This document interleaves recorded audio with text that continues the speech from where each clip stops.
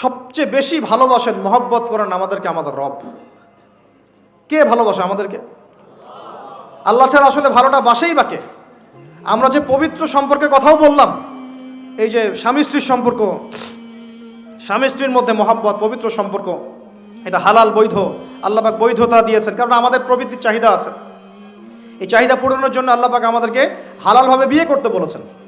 সমাজ বিয়েটাকে কঠিন করে ফেললো আর জেনাটাকে সহজ করে ফেললো। বিয়ে কঠিন হয়ে গেল, এরা এখন বিয়ে করতে পারবে না চাইলে।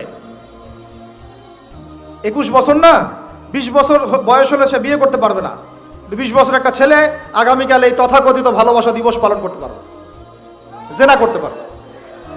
কেউ বলার কিছু নাই, কেউ বলার নাই, কেউ দেখার নাই, চলছে মানে এভাবেই চলছে। সমুদ্রের পানিতে ভেসে গেছি আমরা। একটা মেয়ের বয়স 17 বছর, সে কালকে জেনা করবে। অগণিত মেয়ে কালকে 17 বছরের মেয়ে জেনা করতে পারে, আল্লাহ হেফাজত করুন। কিন্তু এ এখন বিয়ে করতে পারবে না। বিয়ে করতে গেলে সমস্যা। তাহলে চিন্তা করেন, পয়সার এক পিঠ যদি আপনি দেখান, অপর পিঠ দেখতে হবে। এক পিঠে যদি এই সমস্যা হয়, অপর পিঠে কি পড়তে সেটা দেখতে হবে, আমাকে বুঝতে হবে। বিয়ে কঠিন হয়ে গেল, জেনা সহজ হয়ে গেল। আবার বাসায় ধরেন একটা পুরুষের সামর্থ্য আছে, চাহিদাও বেশি, সামর্থ্য আছে অনেক, চাহিদাও বেশি। সমাজে বিধবা মেয়ে পড়ে আছে, তালাকপ্রাপ্ত মেয়ে পড়ে আছে, এতিম মেয়ে পড়ে আছে, বিয়ে করার মানুষ নাই। এখন সমাজে যদি কোনো সৎ পুরুষ একাধিক বিয়ে করে, তাকে সমাজে বাঁকা চোখে দেখা হবে। কিন্তু এই পুরুষে যদি বিয়ে না করে বাইরে আরো 10টা মেয়ের সাথে অকাম কুকাম করে, তাকে কিচ্ছু বলা হবে না। বলেছি আমি, কোরআন একদিকে, সুন্নত একদিকে, ইসলাম একদিকে, সমাজ, এই সমাজের তাকদির খারাপ। এভাবেই নবী সাল্লাল্লাহু আলাইহি ওয়াসাল্লাম পেরেশান ছিলেন কিভাবে সমাজের মানুষকে ফেরানো যায়। আজকে আমরাও পেরেশান। আল্লাহ পাক সবার আগে আমাকে ইসলাহ দান করেন, আমার পরিবারকে দান করেন, আমাদের প্রত্যেক দিনই ভাই বোনকে দান করেন এবং ইস্তেকামাত দান করেন। আল্লাহুম্মা সাব্বিতনা ওয়াজআলনা হাদিয়ান ওয়া মাহদিয়া, আমিন ইয়া রাব্বাল আলামিন। তো এখন কথা হচ্ছে, এগুলো চলছে আমাদের চোখের সামনেই। কিন্তু দেখেন প্রিয় ভাইয়েরা, আল্লাহ পাক শাস্তি বলেছেন 100 বেত্রাঘাত। কেউ যদি আবার বিবাহিত হয়ে এই কাজ করে, জেনা করে, তাহলে তার শাস্তি কি বলেছেন? বলা হয়েছে কোমর পর্যন্ত মাটিতে পুঁতে ফেলে তাকে পাথর নিক্ষেপ করে হত্যা করতে হবে। এটা কোরআন এবং হাদিসের শাস্তি। আর আমরা কি করছি দেখেন। আমি 2টা হাদিস বলি আপনাদেরকে, শোনেন, ইয়াংটা শোনেন। এই 2টা হাদিস আজকে ভুলবেন না। আলোচনা অনেক লম্বা হচ্ছে তো অনেক কিছু ভুলে যেতে পারে, এই 2টা হাদিস ভুলেন না। একটা হচ্ছে 3 জন ব্যক্তি একবার একটা গুহায় আটকা পড়ছে। 3 জন বন্ধু বা ভাই তার একটা গুহার মধ্যে আটকা পড়ে গেছে। ঝড় হচ্ছে, গুহার মুখটা বন্ধ হয়ে গেছে পাথর দিয়ে, বের হওয়ার কোনো জায়গা নাই। এখানে নিশ্চিত মৃত্যু, কোনো সুযোগই নাই বাঁচার। তারা অনেক চেষ্টা করে বের হতে পারলো না। শেষমেশ তারা বলছে যে আমাদের যদি কোনো নেক আমল থাকে, সে নেক আমলের ওসিলা করে আল্লাহর কাছে দোয়া করি, আল্লাহ চাইলে আজকে আমাদেরকে বাঁচাতে পারে। একজন বলছে, আল্লাহ, আমার মা ছিল, পিতামাতা ছিল, তো মাকে আমি দুধ পান না করি আমার সন্তানদেরকে কখনো খাওয়াতাম না। একদিন গিয়ে দেখি যে মা ঘুমিয়ে গেছে, আমার বাচ্চারা কান্নাকাটি করছে, তবু আমি আমার বাচ্চাকে কান্না অবস্থায় রেখেছি, মাকে খাওয়াই নাই, ওদেরকে খাওয়াই নাই। আগে মাকে খাওয়াইছে, তারপর ওদেরকে খাওয়াইছে। আজকে ঘরে ঘরে মাদের সাথে কি আচরণ দেখেন, কি একটা অবস্থা দেখেন সমাজে, কি প্রজন্ম তৈরি করেছেন। মারা এখন বৃদ্ধাশ্রমে চলে যাচ্ছে, শিক্ষিত মা, তাই না? মায়ের পায়ের নিচে আপনার জান্নাত। আর এটাও একটা ব্যাপার যে মায়েরা আবার হাজরা আলাইহিস সালামের মতো হবেন না, যে মায়েরা সারা আলাইহিস সালামের মতো হবেন না, আয়েশা খাদিজা রাদিয়াল্লাহু আনহুমা তাদের মতো হবেন না, তো আপনাদের গর্ভ থেকে তো এর চেয়ে ভালো সন্তান আশা করা যায় না। সমস্যা সব দিকেই আছে, আছে না? তো এই দোয়া করার সাথে সাথে একটু সরে গেল আল্লাহর পক্ষ থেকে, এই পাথরটা একটু সরে গেল, সুবহানাল্লাহ। কিন্তু বের হওয়ার জন্য এনাফ না। এরপরে আরেকজন দোয়া করছে যে আল্লাহ, আমার একজন কর্মচারী ছিল, টাকা পাইতো আমার কাছে কিছু, তো সে একদিন বেতন না নিয়ে চলে গেছে। টাকাটা দিয়ে আমি কিছু পশু কিনেছি, মানে গবাদি পশু। এই গবাদি পশু 2টা থেকে 4টা, 4টা থেকে 8টা হতে হতে অনেকগুলো হয়েছে। একদিন অনেক দিন পর সে আসছে, এসে বলছে আমার টাকা দাও।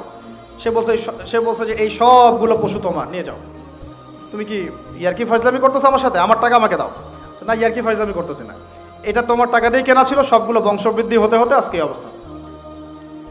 তো আল্লাহ তোমার সন্তুষ্টির জন্য যদি এই কাজ করে থাকি, আল্লাহ আজকে আমাকে এই বিপদ থেকে বাঁচাও। পাহাড়ের মুখ থেকে পাথরটা একটু সরে গেল, বের হওয়ার জন্য যথেষ্ট না। তৃতীয় ব্যক্তি, আমি এইটাই বলতে যাচ্ছিলাম, ইয়াংরা শোনেন ভালো করে।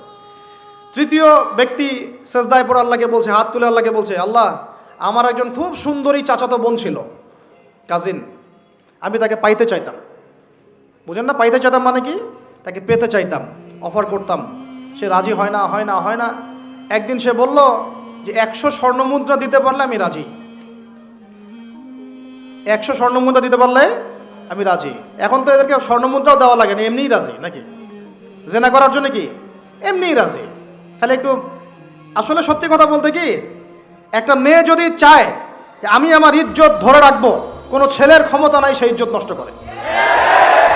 এটাই সত্য কথা। আমার স্ত্রী এই কথাটা খুব জোরালোভাবে আমাকে বলে, আমি যখন রাস্তায় হাঁটবো, আমি যদি চাই তাহলে কোনো ছেলে আমার কাছে ঘেঁষতে পারবে না, আমি সুযোগ দিলে তখন ঘেঁষতে পারবে। একটা মেয়ে যদি চায় যে একটা ছেলে আমার সাথে ইটিস পিটিস করুক, সে ছেলে করবেই করবে। একটা মেয়ে যদি চায় যে একটা ছেলে আমার পর্যন্ত আসতে পারবে না, আমি আমার ব্যক্তিত্ব গায়রত বজায় রাখবো, আমি ডিস্টেন্স মেনটেন করবো, আমি কোনো সুযোগ দিব না, ছেলে সুযোগ পাবে না কখনো। এত সহজ না। সর্বোচ্চ তখন কি করতে পারে, ধরে 10 জন মিলে ধরে ওকে জোর করে তার সাথে কিছু করতে পারে। ওরকম কিছু করলে তো আল্লাহর গজব নেমে আসবে। ওই যে সারা আলাইহিস সালামকে তুলে নিয়ে গিয়েছিলেন একটা বাদশা, মনে নেই আপনাদের? সারা আলাইহিস সালামকে একটা বাদশা এরকম উঠাই নিয়ে আসছে। আর সারা আলাইহিস সালাম সবচেয়ে সুন্দরী মেয়েদের একজন ছিলেন পৃথিবীর ইতিহাসে, ইব্রাহিম আলাইহিস সালামের স্ত্রী। তখন তিনি হাত বাড়াচ্ছে তার দিকে ধরার জন্যে, আর সারা আলাইহিস সালাম তখন বলছে, দাঁড়ান, আমাকে 2 রাকাত নামাজ পড়তে দেন। 2 রাকাত নামাজ পড়ে তিনি আল্লাহর কাছে হাত তুলে বলেন, আল্লাহ তুমি জানো আমি আমার সতীত্ব, আমার ইজ্জত, আমার সম্মান আমার স্বামী ছাড়া আর কারোর সামনে কখনো প্রদর্শন করি নাই। আজকে এই জালেমের হাত থেকে আল্লাহ তুমি আমাকে বাঁচাও। ওই দিকে ইব্রাহিম আলাইহিস সালামও নামাজে দাঁড়িয়ে গেছেন। ওই জালেম বাদশা যখনই হাত বাড়ায়, হাত অবশ হয়ে যায়, মাথা ঘুরে পড়ে যায়। 3বার 4বার চেষ্টা করেছে, তারপর পারে নাই। শেষে বলেছে, তোমরা আমার কাছে কাকে নিয়ে আসছো, নিয়ে যাও আমার সামনে থেকে। পরে উল্টা হাজারা আলাইহিস সালামকে হাদিয়া সহ দিয়ে পাঠিয়ে দিচ্ছে। একটা মেয়ে চাইলে তার ইজ্জত সম্মান এভাবে রক্ষা করতে পারে। তোমরা জেনায় ছেলেরা লিপ্ত করেছে কারণ তোমরা চেয়েছো বলেই করতে পারছে। তুমি ফিতনা না ছড়াতা, তুমি বেহায়ের মতো বাইরে বের না হতা, তুমি তোমার চুল খোলা না রাখতা, তুমি তোমার পোশাক ঠিক রাখতা, তোমার কথা ঠিক রাখতা, তোমার কথার মধ্যে শক্তি রাখতা, মিষ্টি মিষ্টি প্রলোভন দিতা না, বাইকের পিছনে বসতা না, চটপটি ফুচকা খাইতা না, এখানে ওখানে আড্ডা মারতা না, কোনো ছেলে তোমার কাছে আসতে পারতো না। তোমরা এই কাজ করেছো, ছেলে আসতে পেরেছে। আপনারা তো কিছু হইলে ছেলেদেরকেই দোষ দেন। ছেলেরা তো এমনি আকর্ষিত হবেই। আমি একজন ছেলে হিসেবে বলতেছি এটা না তো বিষয়টা। একটা ছেলের ফিতরত এটা, যে তার কাছে সবচেয়ে সুন্দর মনে হবে একটা মেয়েকে। এটা একটা ছেলের ফিতরত, স্বভাব ধর্ম, এটা চুম্বকের মতো আকর্ষণ করবে। আর এর উপর যখন আপনি এটাকে ফ্রি অ্যাক্সেস করে দিবেন, লাইসেন্স করে দিবেন, বেপর্দায় বের হবে, গায়ের জামা কাপড়ও ঠিক নাই, হ্যাঁ, তারপর কথাবার্তা মিষ্টি মিষ্টি প্রলোভিত টানতেছে, সিডিউস করতেছে, তখন তো একটা ছেলে মিসগাইডেড হইতেই পারে, স্বাভাবিক। ছেলেরও দোষ আছে, কিন্তু অবশ্যই এখানে মেয়েরও দোষ আছে। আমরা তো অনেক সময় ঢাকা শহরে দেখি রাত 10টা 12টা বাজতেছে, আমরা মাহফিল করে যাচ্ছি, কোনোদিন বাসায় ফিরতে 1টা 2টা 3টাও বাজে, রাত 3টার সময় ছেলে মেয়ে বাইকে করে ঘুরতেছে ঢাকা শহরে। ওই মেয়েটার কি বাসায় বাবা নাই, ভাই নাই, কোনো স্বামী বা কেউ নাই, মাহরাম কেউ নাই? তো আমরা সুযোগ দিচ্ছি বলেই তো আমাদের ঘর পর্যন্ত ঢুকতে পারছে। সবার আগে মেয়েদেরকে শক্ত হইতে হবে। আর মেয়ের বাবা যারা, আমি তো নিজেও মেয়ের বাবা, আমরা বাচ্চাদের সাথে সময় কাটাই আর ভাবি যা কি যে হবে ভবিষ্যতে আল্লাহ ভালো জানেন। কিভাবে মেয়েকে মানুষ করব, কিভাবে সতীত্ব রক্ষা করবে আমাদের মেয়েরা। যা চলতেছে অনেক মাদ্রাসার মেয়ে পর্যন্ত নষ্ট হয়ে গেছে।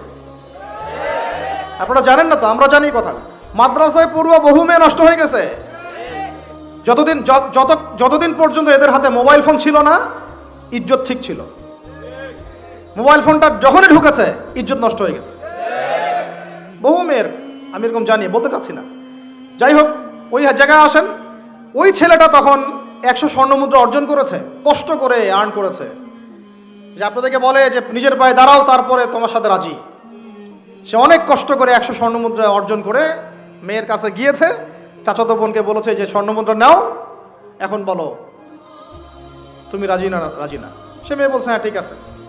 তো এখন দুজনের মধ্যে যা হওয়ার তাই হচ্ছে, অ্যাডাল্ট আপনারা সবাই বুঝেন। কিন্তু এখন মূল যে কাজটা, স্বামী স্ত্রীর যে মূল মিলন, এই মিলনটা করার জন্যে সেই ছেলেটা বসছে। হাদিসের মধ্যে আসছে এভাবে, দুই পায়ের মাঝখানে বসে পড়ছে ছেলেটা, মানে এখনই জাস্ট শুরু করবে। তখন ওই মেয়েটা বলে উঠছে যে হে আল্লাহর বান্দা, আল্লাহকে ভয় করো, আমি আমার সতীত্ব কখনো নষ্ট করি নাই, তুমি আল্লাহকে ভয় করো। এই কথাটা যখনই বলছে তখন ওই ছেলের মনের মধ্যে এমনভাবে একটা রিয়াকশন জন্ম নিয়েছে, আল্লাহর পক্ষ থেকে এমন একটা নূর আর হেদায়েত চলে আসছে, ওই অবস্থা থেকে ছেলেটা উঠে চলে গেছে এবং স্বর্ণমুদ্রাও দিয়ে দিচ্ছে, যে স্বর্ণমুদ্রাও আমার দরকার নেই, যা। এবার সেই গুহার মধ্যে বন্দী অবস্থায় আল্লাহর কাছে হাত তুলে দোয়া করতেছে, আল্লাহ তুমি যদি জানো ওই কাজটা আমি তোমার সন্তুষ্টির জন্য করেছিলাম, আজকে আমাকে এই সাক্ষাৎ এই মওতের হাত থেকে বাঁচাও। সাথে সাথে এই পাথর সরে গেছে। এই হাদিসটা আমি এই কারণে বললাম, যদি আমি জেনা থেকে বেঁচে থাকতে পারি, ইনশাআল্লাহ তাআলা আল্লাহ পাক সাক্ষাৎ মৃত্যুর মতো এই আযাব থেকেও, বিপদ থেকেও আল্লাহ বাঁচাতে পারে। এটা একটা হাদিস, সবাই মনে রাখবেন। দ্বিতীয় একটা বলি, এটা আমাদের সব বিবাহিতদের জন্য। আজকে তো বিবাহিতরাও অভাব নাই। আর আমি আশ্চর্য হয়ে যাই যে বিবাহিত একটা ছেলে, বিবাহিত একটা পুরুষ তার স্ত্রীকে এভাবে বেহায়ার মতো কিভাবে সবার সামনে শো করতে পারে। বিয়ে আপনি করলেন, মোহর আপনি দিলেন, সম্পদ আপনার, তার সতীত্ব আপনার, তার সম্ভ্রম আপনার, আপনি নিজে কেন ওকে এভাবে সবার সামনে উত্থাপন করতেছেন? টিকিট আপনি কাটলেন, সিনেমা সবাই দেখবে, ব্যাপারটা এরকম। কি অবস্থা! আবার কোন কোন ঘরে দেখা যায় স্বামীরা কন্ট্রোল করতে চাচ্ছে, কিন্তু মেয়ে বা স্ত্রী কন্ট্রোলে থাকতে চায় না। স্বামীকে বলে তুমি বেশি হুজুর হয়ে গেছো, বেশি বেশি হুজুর হয়ে গেছো। এই যুগে এগুলো চলে, এটা আধুনিকতার মডার্ন যুগ। এই করতে করতে আমাদের সমাজে পরকীয়া ছড়ায় পড়ছে। এখন এই পরকীয়া বলতে কি হাদিসটা কথা মাথায় আসছে। আল্লাহর নবী সাল্লাল্লাহু আলাইহি ওয়াসাল্লামের একজন সাহাবী, মহিলা সাহাবী, কি সাহাবী বলেন? এরকম ঘটনা দুই একটা ঘটেছে, আমি একটা বলতেছি খালি। মদিনা মহিলা সাহাবী কোনো একভাবে এরকম একটা অঘটন ঘটে গেছে। মানুষ তো হতে পারে, মানুষ তো পাপ করবে, তাই না? হতে পারে। এখন তিনি গর্ভবতী হয়ে গেছেন। নবী সাল্লাল্লাহু আলাইহি ওয়াসাল্লামের কাছে এসে বলছেন, ইয়া রাসূলুল্লাহ তাহিরনি, আমাকে পবিত্র করেন, আমি অনেক বড় অন্যায় করে ফেলেছি। নবী সাল্লাল্লাহু আলাইহি ওয়াসাল্লাম মুখ ঘুরিয়ে নেন, মুখ ঘুরিয়ে নিয়ে বলেন যে বাসায় যাও, তওবা করো, আল্লাহ মাফ করে দিবে। নবীজি শুনতে চাচ্ছেন না, কারণ শুনলে কোর্টে মামলা আসলে তো বিচার করতে হবে। তিনি বলছেন যে বাসায় যাও, বাসায় যা আল্লাহর কাছে ইস্তেগফার করো, আল্লাহ মাফ করে দিবেন। আবার এদিক দিয়ে ঘুরে আস, ইয়া রাসূলুল্লাহ আমাকে পবিত্র করেন, আমি অন্যায় করে ফেলেছি। এভাবে কয়েক দফার পরে নবীজি বলছেন, তুমি কি অন্যায় করেছো? এমন কোন কাজ কি তুমি করেছো? সুরমা দানিতে সুরমা নেয়ার সময় আমরা যেভাবে নেই, এরকম কোনো কাজকে তুমি করেছো?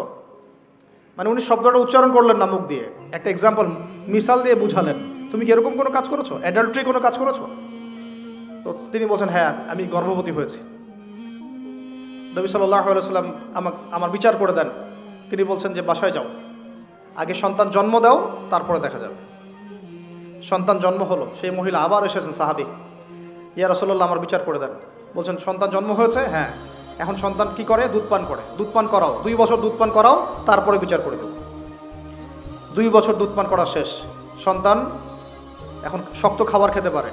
কোলে করে সন্তানকে নিয়ে আসছেন। নবী সাল্লাল্লাহু আলাইহি ওয়াসাল্লামকে বলছেন যে ইয়া রাসূলুল্লাহ, এই যে আমার বাচ্চা দেখেন খেতে পারে, এখন একে আমার বিচার করে দেন। দেখেন তাদের পরকালের কনসেপ্টটা কেমন ছিল, তাদের পরকালের চেতনা কেমন ছিল। এবার নবী সাল্লাল্লাহু আলাইহি ওয়াসাল্লাম বলেন, তোমাদের মধ্যে কে আছো এই বাচ্চার দায়িত্ব নিতে পারো? একজন আনসারী সাহাবী বলছেন আমি। বাচ্চা তার কোলে দিলেন, দিয়ে বলেন এই তাকে নিয়ে যাও, নিয়ে গিয়ে অমুক জায়গায় নিয়ে তাকে রজম করো। কি করো? রজম মানে কি ভাই? কোমর পর্যন্ত মাটিতে গেঁথে দিয়ে পাথর নিক্ষেপ করে, এই রজম করতে গিয়ে তার গা থেকে রক্ত ফিনকি বের হয়ে কোনো একজন সাহাবীর, সম্ভবত খালিদ ইবনে ওয়ালিদ রাদিয়াল্লাহু আনহুর জুব্বার মধ্যে গিয়ে লেগেছে। তখন তিনি কিছুটা তাচ্ছিল্যের স্বরে একটা বাক্য প্রয়োগ করেছেন। ছি এটা কেমন হলো। হ্যাঁ মানে মানে কিছু বলেন নাই, জাস্ট একটা রিয়াকশন দিয়েছেন যে এত। নবী সাল্লাল্লাহু আলাইহি ওয়াসাল্লাম এই কথাটাই বলতে চাচ্ছি আমি। তিনি বলেছেন, হে হে খালিদ, তুমি থামো, তুমি তাকে এভাবে করো না, আন্ডারএস্টিমেট করো না। এই নারী এই অপরাধ করার পরে যে পরিমাণ ইস্তেগফার করেছে আল্লাহর কাছে, তওবা করেছে, আর তওবা যদি মদিনাবাসীর মধ্যে ভাগ করে দেওয়া হয় তাও কম হবে। এই ঘটনা একটা ঘটেছে, আরেকজন সাহাবীর সাথে ওই ঘটনা ঘটেছে, পুরুষ সাহাবী। নবীজি বলেছেন, তোমরা তাকে তাচ্ছিল্য করো না, কারণ আমি দেখছি সে এখন জান্নাতে সাঁতার কাটতেছে। আর আমরা এই যে পরকিয়া, দেখেন পরকিয়া করলে, পরকিয়ার মাধ্যমে কেউ যদি ব্যভিচার করে ফেলে, নাউযুবিল্লাহ আউযুবিল্লাহ, তাহলে এই পৃথিবীতে বাঁচার অধিকারটা সে হারায় ফেলে। পৃথিবীতে কি হয়, বাঁচার অধিকারটা সে হারায় ফেলে। ঠিক কেউ যদি সমকামিতা করে, এই পৃথিবীতে বাঁচার অধিকারটা সে হারায় ফেলে। নবীজি স্ট্রেট বলেছেন, ফাকতুলুল ফাইলা ওয়াল মাফউলা বিহি, যে করবে যার সাথে করা হবে দুটাকেই হত্যা করে ফেলো। কেউ যদি ধর্ষণ করে, বাঁচার অধিকারটা হারায় ফেলে। কিছু পাপ আছে যেগুলো করলে তওবা ইস্তেগফার করা যায়, আল্লাহ হয়তো মাফও করে দিবেন, কিন্তু পৃথিবীতে বাঁচার অধিকারটা মানুষ হারায় ফেলে। এইটাকে আমরা এইভাবে প্রমোট করতেছি এখন। কে কে এগুলো নিয়ে মানে ফিকির করে এখন, মনে করে যেটা তো আধুনিকতা। অনেকে ওয়াইফ, একটা শব্দ আছে ওয়াইফ সুইপিং, একজনের ওয়াইফকে আরেকজনকে দিবে, ওর ওয়াইফকে সে নিবে, রাত কাটাবে, নাউযুবিল্লাহ। এটা পশ্চিমা সভ্যতা থেকে আসতেছে, জানেন। চোখ কান খোলা রাখেন, আমরা নিজেরা অনেক বক ধার্মিক সাজার চেষ্টা করতেছি, কিন্তু সমাজটা নষ্ট হয়ে যাচ্ছে। এটাকে সংস্কার করার দায়িত্ব আমাদের। এর উপরে তো আবার বাণিজ্য আছে, মানে এটা তো বাণিজ্যিক একটা প্ল্যাটফর্ম হয়ে গেল।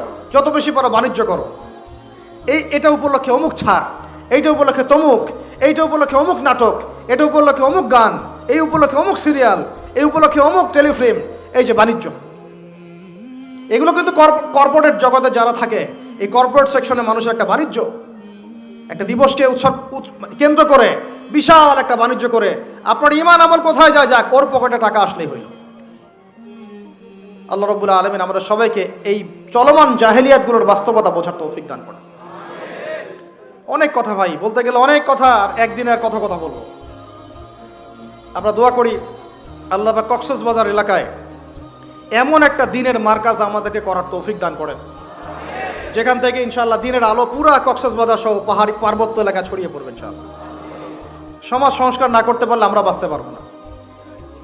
আপনাদের মধ্যে যাদের সামর্থ্য আছে, কেউ জমি দিয়ে হলে সাহায্য করেন, কারো যদি সামর্থ্য থাকে অর্থ দিয়ে হেল্প করেন, কারো বুদ্ধি আছে বুদ্ধি দিয়ে, পরামর্শ দিয়ে সহযোগিতা করেন। দিনের স্বার্থে, আল্লাহর জন্যে, তার রাসূলের দিনকে টিকিয়ে রাখার স্বার্থে, সমাজের জাহিলিয়াতগুলো দূর করার স্বার্থে দিনই মার্কাজগুলো প্রতিষ্ঠা করার কোনো বিকল্প নাই। অযথা একদিনের মাহফিল দিয়ে আমি আসলাম চলে গেলাম, 1 বছর আপনার সাথে আমার দেখা নাই, দিয়ে আপনি সমাজ সংস্কার করতে পারবেন না। এভাবে দিন কায়েম হয় না। ইকামতে দিন অনেক কঠিন বিষয়। প্রত্যেক দিন প্রত্যেক রাতের মেহনতের উপর দাঁড়ায় থাকবে ইনশাআল্লাহ। আল্লাহ পাক আমাদেরকে এই বেহায়া দিবসকে বর্জন করার তৌফিক দান করুন। এই পশ্চিমাদের ফাঁদ থেকে আল্লাহ আমাদেরকে বাঁচায় রাখেন। আল্লাহ রাব্বুল আলামিন আমাদের সবাইকে যেন এই জেনা, ব্যভিচার, পরকিয়া, তারপরে সুদ, মাদক, সমকামিতা, ট্রান্সজেন্ডার, এই সমস্ত ফিতনা থেকে আল্লাহ আমাদেরকে হেফাজত করেন।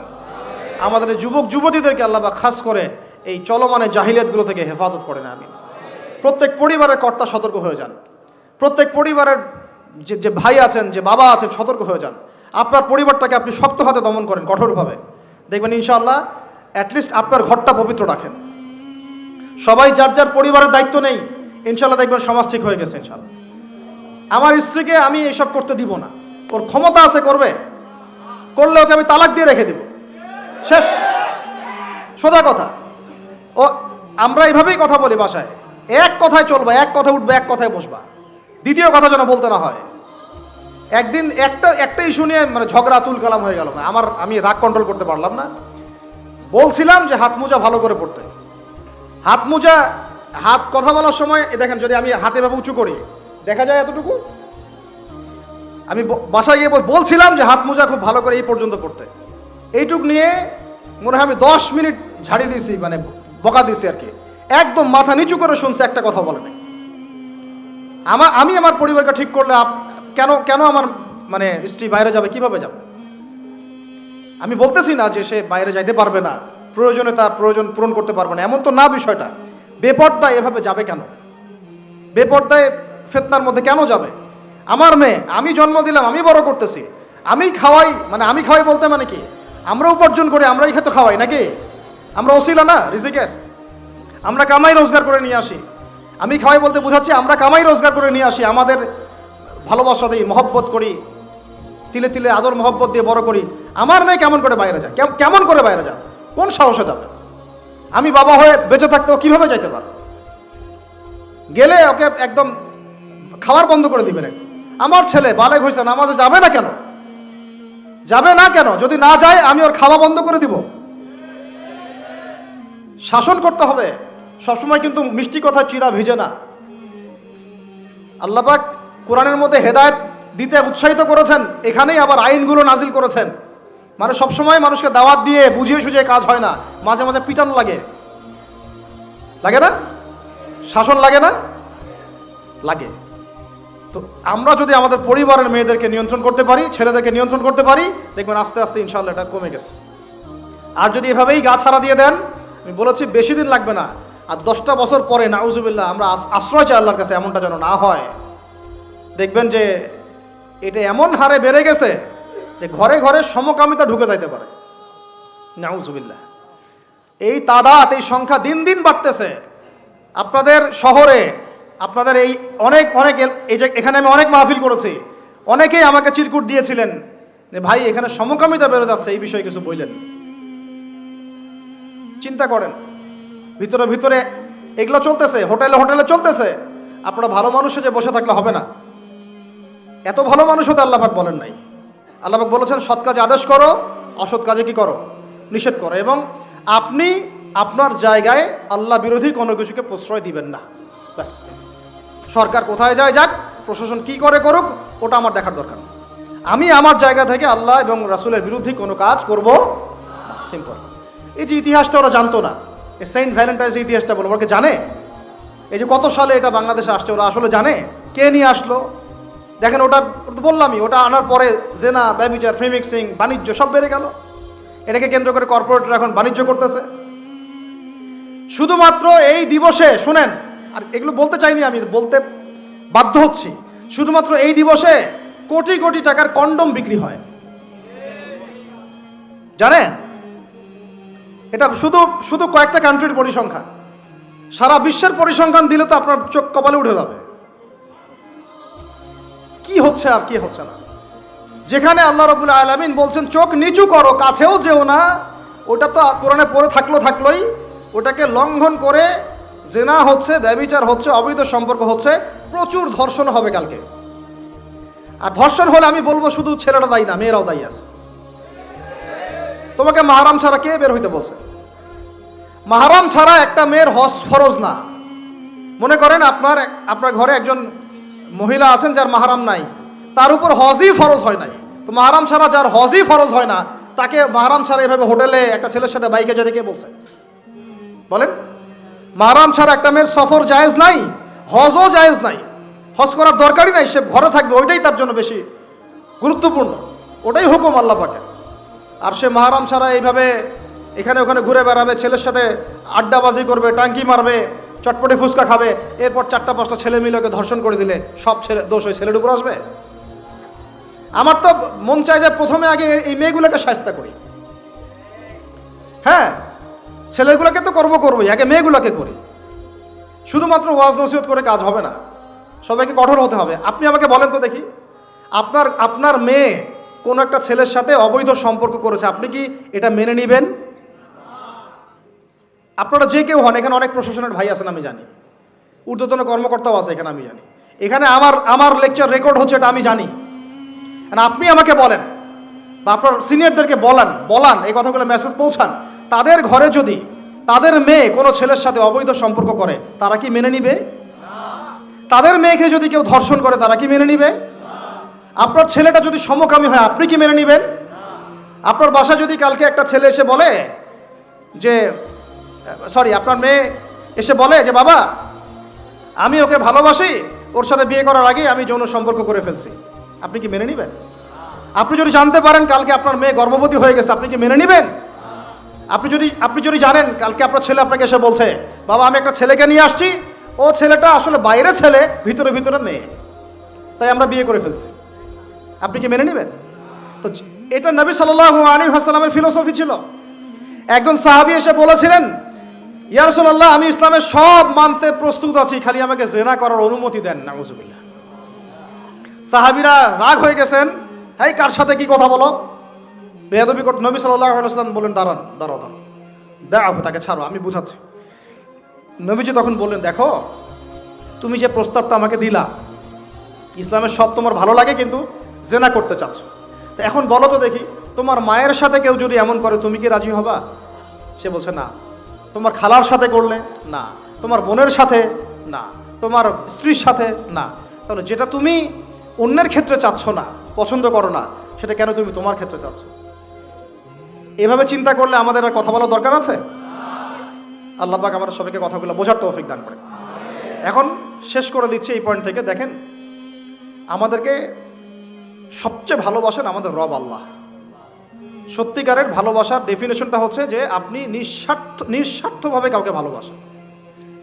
আমাদের আশপাশে যারা আছে, যারা হালাল, ইভেন হালাল, আমার মা, আমার বোন, আমার বাবা, আমার স্ত্রী, আমার ছেলে, আমার মেয়ে, এদেরও যদি কখনো স্বার্থে আঘাত পড়ে, দেখবেন সেও আপনার পাশ থেকে সরে যাচ্ছে। এমন হয়নি কখনো? আপনার বন্ধু, আপনার ব্যবসার পার্টনার, আপনার বস, আপনার কলিগ, ওদের স্বার্থে আঘাত হলে ওরাও সরে যাচ্ছে পাশ থেকে, জিগরি দোষ সরে গেল পাশ থেকে, হয় না এমন? ভালোবাসা দুই প্রকার, বলেন কয় প্রকার? আমার সাথে বলেন, এখানে শেষ করে দিব 10টা মিনিট। ভালোবাসা কয় প্রকার? একটা হচ্ছে নিঃস্বার্থ ভালোবাসা। কি স্বার্থ? কোনো স্বার্থ নাই, নিঃস্বার্থভাবে ভালোবাসা। একটা হচ্ছে কোনো না কোনো স্বার্থ জড়িত আছে এমন ভালোবাসা। আপনার স্ত্রীর চাহিদাও যদি আপনি পূরণ করতে ব্যর্থ হন, দেখবেন স্ত্রীর সাথে আপনার গন্ডগোল লেগে যাচ্ছে, যদিও সে হালাল, বৈধ, তাই না? এমন হয় না অনেক সময়? আমি তো অনেকদিন বলেছি, অনেকদিন আগেও বলেছি, 5 বছর 6 বছর আগে, যে মানুষ আসলেই মানুষের অবস্থানকে মূল্যায়ন করে, ভিতর থেকে মানুষকে শুধু মূল্যায়ন করে আল্লাহ রাব্বুল আলামিন। না হলে কি হতো? এই যে এত অন্যায় আমরা করেছি, আল্লাহ পাক কি আমাদেরকে ছেড়ে দিয়েছেন, ফেলে দিয়েছেন, গজবে ধ্বংস করে দিয়েছেন? এই যে আল্লাহ পাক যে আমাদেরকে মহব্বত করেন, ভালোবাসেন, তার প্রমাণ এগুলো। আল্লাহ পাক চান যে আমরা যেন ফিরে আসি। আল্লাহ পাক বলছেন, সারা দুনিয়ার সমান গুনাহও যদি সে করে ফেলে, আসমানের সমানও গুনাহ করে ফেলে, খালি তওবা করে ফিরে আল্লাহকে বলবে, আস্তাগফিরুল্লাহাল্লাযী লা ইলাহা ইল্লা হুয়াল হাইয়ুল কাইয়্যুম ওয়া আতুবু ইলাইহি। আল্লাহ পাক বলছেন, খালেস তওবা করলে গুনাহ তো মাফ করে দিবই, আগের গুনাহগুলোকে নেকি দিয়ে পরিবর্তন করে দিব।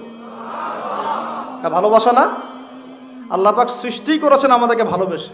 কোরআন খোলেন, সূরা সদ পড়েন, সূরা সদের মধ্যে দেখবেন আল্লাহ বলছেন, খালাকতু বিয়াদি মা মানাআকা আল্লা তাসজুদা খালাকতু বিয়াদাই, মানে তুমি ইবলিস কেন তাকে সেজদা করলা না যাকে আমি নিজ হাতে সৃষ্টি করেছি? এটা মহব্বতের বহিঃপ্রকাশ না?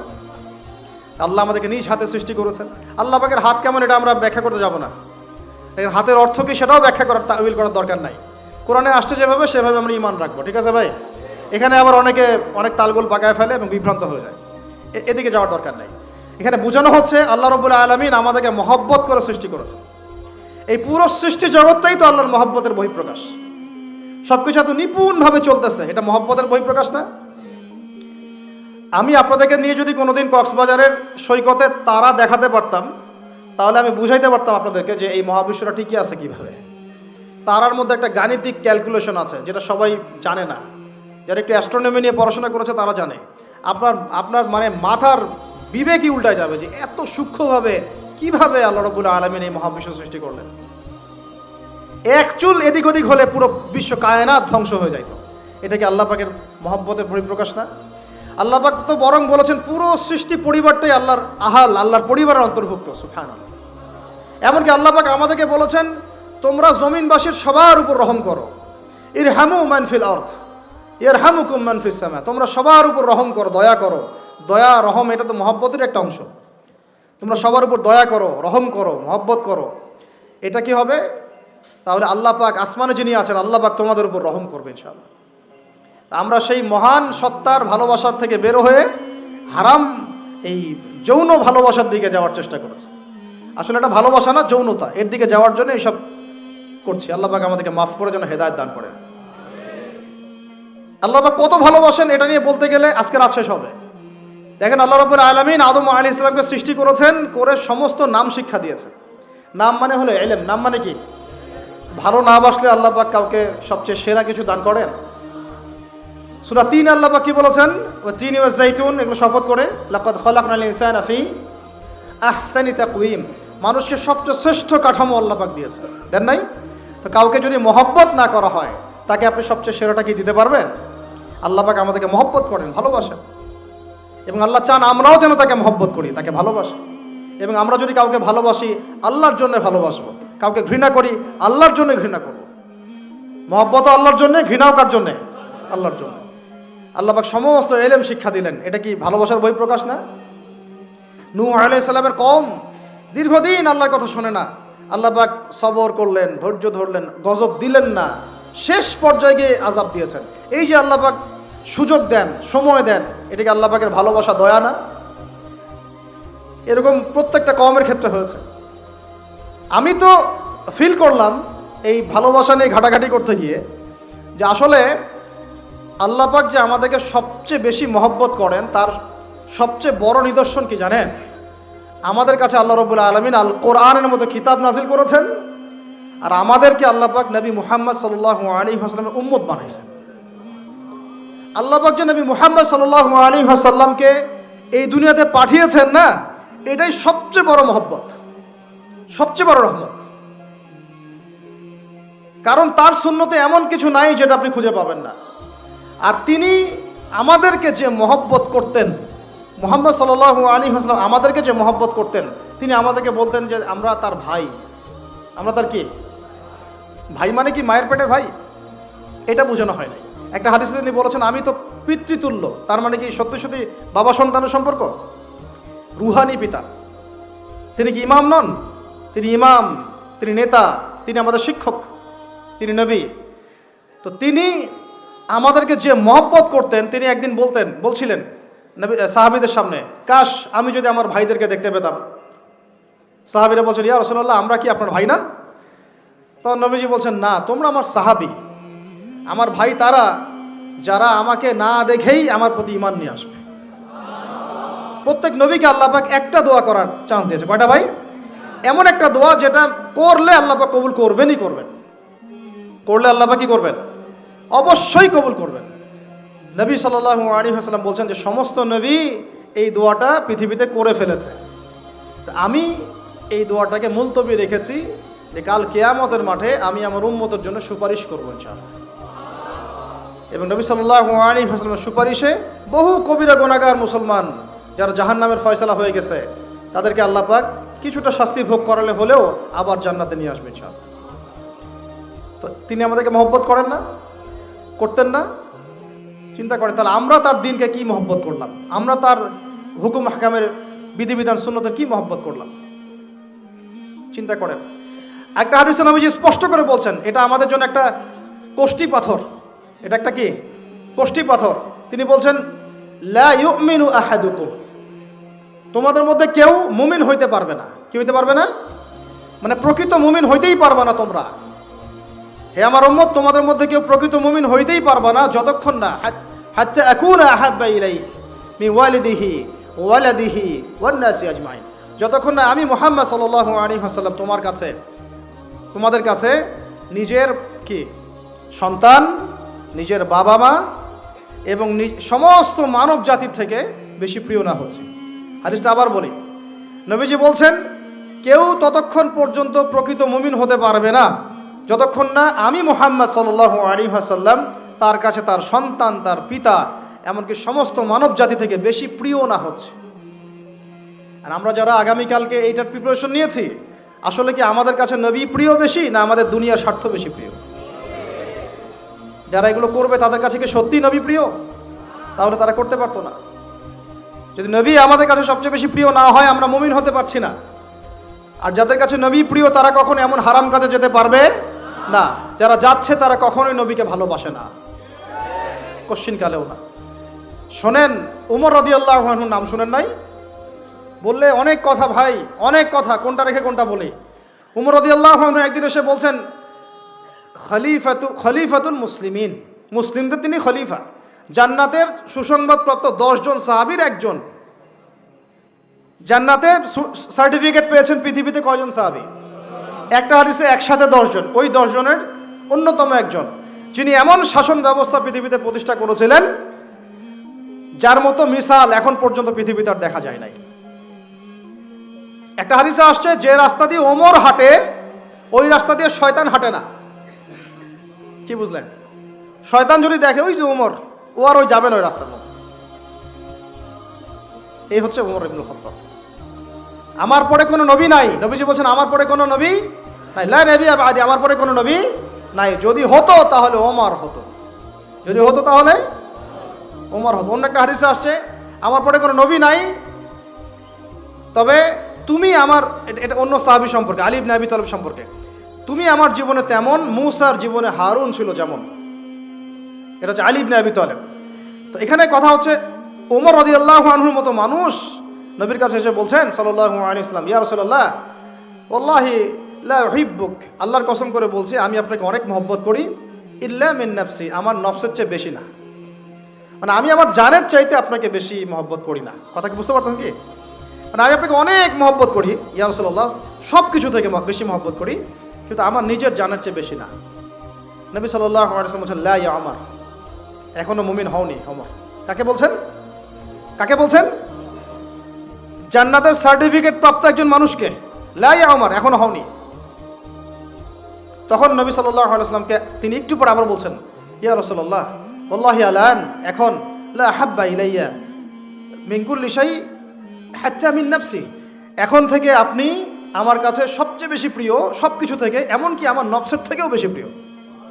তখন নবীজি বলছেন, আলান ইয়া ওমর, হ্যাঁ এখন ওমর, এখন তুমি মুমিন হলে। তাহলে যারা আমরা নবীর সুন্নতের খেলাফ এইসব অপসংস্কৃতি, নোংরামি, জেনা, ব্যভিচার, কনসার্ট, নাটক, সিনেমা, পরকিয়া, এইসব তথাকথিত ভালোবাসা দিবস, এই জেনা দিবসগুলো পালন করছি, আমরা কি আসলেই নবীকে ভালোবাসি? আমরা কি সত্যি আল্লাহকে ভালোবাসি? আল্লাহ পাক আমাদেরকে বোঝার তৌফিক দান করেন না, জাহিলিয়াত থেকে ফিরে আসার তৌফিক দান করেন। এরকম প্রচুর ঘটনা। ভালোবাসা তো এগুলোর নাম।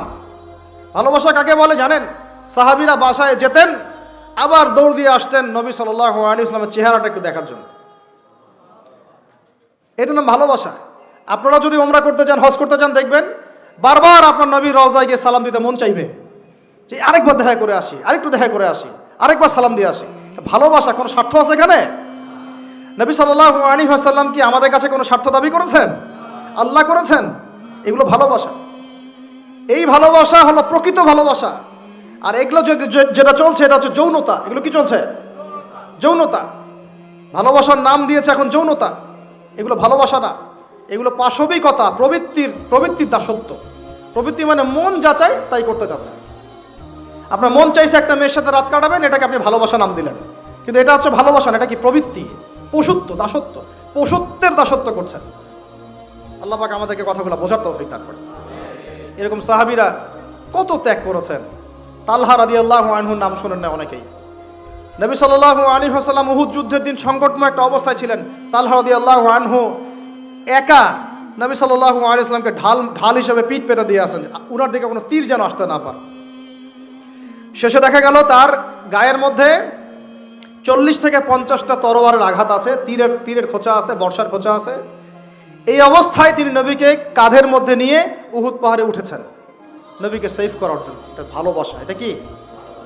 কোন স্বার্থে? কিসের স্বার্থে? দুনিয়ার স্বার্থে? জান্নাতের স্বার্থে। একজন সাহাবী বাড়ি নির্মাণ করেছেন, তো নবী সাল্লাল্লাহু আলাইহি ওয়াসাল্লাম দেখে একটু খালি, মানে হয় না, তুমি কে, কার বাড়ি এটা? বললেন আচ্ছা অমুক সাহাবীর বাড়ি। নবীজি একটু ভ্রু কুঞ্চিত করলেন, পছন্দ করলেন না, কিছু মুখে বলেন নাই, মুখে কিছু বলেন নাই, খালি একটু অসন্তুষ্ট হয়েছেন, এক্সপ্রেশন দেখতে বোঝা যাচ্ছে। তখন ওই সাহাবীকে জানানো হলো, তোমার বাসার সামন দিয়ে তো আল্লাহর নবী সেদিন হেঁটে গেলেন, তারপরে আমার বাসা দেখে, তোমার বাসা দেখে আল্লাহ নবী সাল্লাল্লাহু আলাইহি ওয়াসাল্লাম একটু অসন্তুষ্টি প্রকাশ করেছিলেন, মুখে কিছু বলেন নাই, এক্সপ্রেশন ছিল একটু অসন্তুষ্টিমূলক। 3 দিনের মধ্যে সেই বাড়ি ভেঙে গুড়িয়ে দিয়েছে। যে বাসা দেখে আল্লাহ নবী সন্তুষ্ট হন, আমি বাসা রাখবই না। ভালোবাসা কিসের জন্য? কার জন্য? কার স্বার্থে বলেন? আল্লাহর জন্য, জান্নাতের জন্য, আল্লাহর স্বার্থে, আল্লাহর জন্য। কতগুলো বলে শেষ করবো আপনাদেরকে। সাদ বিন আবি ওয়াক্কাস রাদিয়াল্লাহু আনহু উহুদ যুদ্ধের দিন এইরকম করে তীর নিক্ষেপ করছেন। আল্লাহ নবী বলছেন, ইয়া সাদ, হে সাদ, তীর ছোড়ো, তোমার জন্য আমার পিতামাতা কুরবান হোক। আশপাশে 9 জন ছিল, তার মধ্যে একজন করে শহীদ হতে শেষে 2 জন বেঁচে থাকলো, সাদ বিন আবি ওয়াক্কাস, তালহা বিন উবাইদুল্লাহ রাদিয়াল্লাহু আনহু। এগুলো তারা কেন করেছেন? ভালোবাসার জন্যে। ভালোবাসা এগুলোর নাম। কতগুলো বললে শেষ করবো আপনাদেরকে, বলেন। নবী সাল্লাল্লাহু আলাইহি ওয়াসাল্লামের কাছে একজন সাহাবী আসেন ইসলাম কবুল করতে এসে হাতের মধ্যে কিছু বালা আংটি থাকে না, এগুলো ছিল, এগুলো খুলে ফেলে দিয়েছেন নবী সাল্লাল্লাহু আলাইহি ওয়াসাল্লাম, খুলে ফেলে দিয়েছেন। তো একটা খুব দামি সোনার আংটি ছিল, ফেলে দেওয়ার পরে অনেকে বলছে, তুমি তো এখন মুসলিম হয়েছো, ইসলাম কবুল করেছো, তো আচ্ছা ঠিক আছে, ওইটা না হয় নবীজি পড়তে নিষেধ করেছেন, তুমি ওইটা নিয়ে বিক্রি করে দাও, বিক্রি করে না হয় ওই টাকা দিয়ে অন্য কিছু করো। তিনি বলছেন, কখনো না, আমার হাত থেকে আল্লাহ নবী খুলে একটা জিনিস ফেলে দিয়েছেন, আমি সেটা আবার নিতে যাব? কিসের জন্য এগুলা? এটা ভালোবাসা, মুহাব্বত। আল্লাহ পাক এটাই কোরআনে বলছেন যে, কুল, আপনি হে নবী আপনি বলে দিন, ইন কুনতুম তুহিব্বুন আল্লাহ, তোমরা যদি আল্লাহকে মহব্বত করেই থাকো, আল্লাহকে সত্যিকার অর্থে ভালোবেসেই থাকো, ভালোবাসা দাবি করেই থাকো, ফাত্তাবিউনি, তাহলে নবীর আনুগত্য করো, ইউহিব্বুকুমুল্লাহ, তখন আল্লাহ তোমাদেরকে ভালোবাসবেন, ওয়া ইয়াগফির লাকুম যুনুবাকুম, তোমাদের সব গুনাহ আল্লাহ মাফ করে দিবেন, আল্লাহু গফুরুর রহিম। এই হলো ভালোবাসা। ভালোবাসা মানে কি? ভালোবাসা মানে হচ্ছে আসানু ওয়া তাআ, আমি নবী এবং আল্লাহ এবং তার রাসূলের কথা শুনবো এবং আনুগত্য করব, শুনবো, এবং এর নাম ভালোবাসা। শুনবো, আনুগত্য করব। তাহলে আমরা কি শুনবো, কি আনুগত্য করব? আমাদেরকে প্রথমে কোরআন পড়তে হবে, কোরআনের অনুবাদ জানতে হবে, কোরআন অনুযায়ী জীবন করতে হবে, 5 ওয়াক্ত নামাজ পড়বো ইনশাল্লাহ, হালাল খাবো, যাকাত দিব, রমজানে সওম রাখবো, নবীর সুন্নাহ অনুযায়ী জীবনযাপন করব, এবং সুন্নাহ বিরোধী, কোরআন বিরোধী, ইসলাম বিরোধী কোনো কাজে আমি লিপ্ত হব না। এই তো ভালোবাসা। এই ভালোবাসা যদি বহিঃপ্রকাশ ঘটাতে আমরা ব্যর্থ হই, নিজেও ধ্বংস হব, পরিবারও ধ্বংস হবে, আমাদের পরের প্রজন্মও ধ্বংস হবে, সমাজও ধ্বংস হয়ে যাবে। আল্লাহ পাক আমাদেরকে বোঝার তৌফিক দান করে না। আজকের মতো এখানে শেষ করি, অনেক লম্বা আলোচনা হয়ে গেল। যদি কারো কোনো প্রশ্ন থাকে সেটা আপনারা লিখিত আকারে করতে পারেন, আমি অ্যান্সার দেওয়ার চেষ্টা করবো ইনশাআল্লাহ। রাত 12:30 বাজতেছে, তো শেষ করার আগে আমি জাস্ট 2টা মিনিট সময় নিচ্ছি। আমার সাথে সবাই বলেন, আমরা, দাঁড়ান আমি একটা করে বলি, আমরা নবী সাল্লাল্লাহু আলাইহি ওয়াসাল্লামের শেখানো রাস্তার বাইরে যাব না ইনশাআল্লাহ। আমরা আল্লাহ রাব্বুল আলামিনের মহব্বত শুধু মুখে দাবি করবো এমন না, কাজে প্রমাণ করবো ইনশাআল্লাহ। আমরা তার রাসূলের মহব্বত শুধু মুখে দাবি করব না, কাজে প্রমাণ করবো ইনশাআল্লাহ। আল্লাহ এবং তার রাসূলের বিরোধী কোনো কাজে আমি কোনোদিনও লিপ্ত হব না ইনশাআল্লাহ। এই ইহুদি খ্রিস্টানদের এই যে পাতানো ফাঁদ, তথাকথিত এই বিশ্ব ভালোবাসা দিবসকে আমরা সবাই মিলে বয়কট করবো ইনশাআল্লাহ। এটাকে আমরা বর্জন করবো ইনশাআল্লাহ। ইনশাআল্লাহ আমাদের পরিবারের কোনো সদস্যকে আমরা এখানে শরীক হতে দিব না ইনশাআল্লাহ। এবং আমাদের যাদের সামর্থ্য আছে তারা আমরা হাত দিয়ে প্রতিবাদ করবো ইনশাআল্লাহ। সামর্থ্য নাই, মুখ দিয়ে কথা বলবো ইনশাআল্লাহ। সেই সামর্থ্যও নাই, অন্তর থেকে ঘৃণা করবো ইনশাআল্লাহ। এরপরে ইমানের কোনো স্তর আর বাকি নাই। আল্লাহ রাব্বুল আলামিন আমাদের সবাইকে কথাগুলো বোঝার এবং আমল করার তৌফিক এনায়েত করেন, আমিন।